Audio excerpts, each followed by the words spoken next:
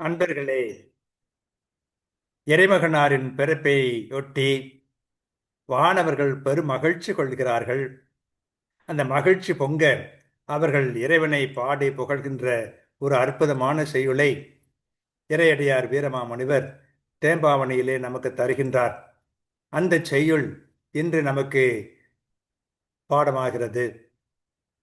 வாழி மைந்தர் உய்ய மைந்தன் நாயநாதன் வாழியே, வாழி நன்மை ஈகை இன்மை மலிதயாபன் வாழியே, வாழி வாழும் வானின் வாழ்வு மண்ணின் வாழ்வு வாழியே, வாழி கருணை ஆழி வாழி மதுர ஆழி வாழியே என்று ஐயந்தோற்று படலத்திலே இந்த அருமையான செய்யுள் அமைகிறது.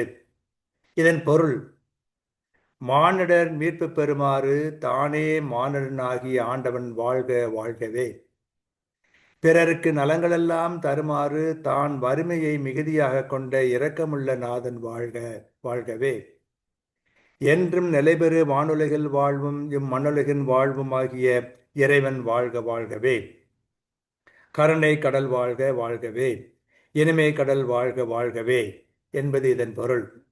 சுருக்கமாக தெளிவாக சொல்வதென்றால், மனிதரை மீட்க மனிதனான ஆண்டவன் வாழ்க, பிறருக்கு நலம் தர வறுமையை தழுவிய தலைவன் வாழ்க, விண்ணுக்கும் மண்ணுக்கும் நிலைவாழ்வாம் இறைவன் வாழ்க, தயை கடல் வாழ்க, இன்பக் கடல் வாழ்க,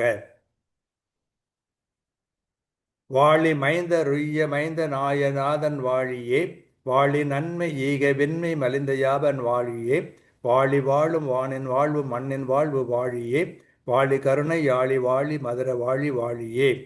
இந்த மாதிரி மிக அருமையான சொல்லோவியம், அது மட்டுமல்ல ஒலி நயம் பொறிந்த ஓசை, இனிய ஓசை மிகுந்த ஒரு அருமையான பாடலை வானவர்கள் பாடுவதாக இறையடியார் வீரமாமுனிவர் நமக்கு தந்திருக்கிறார்.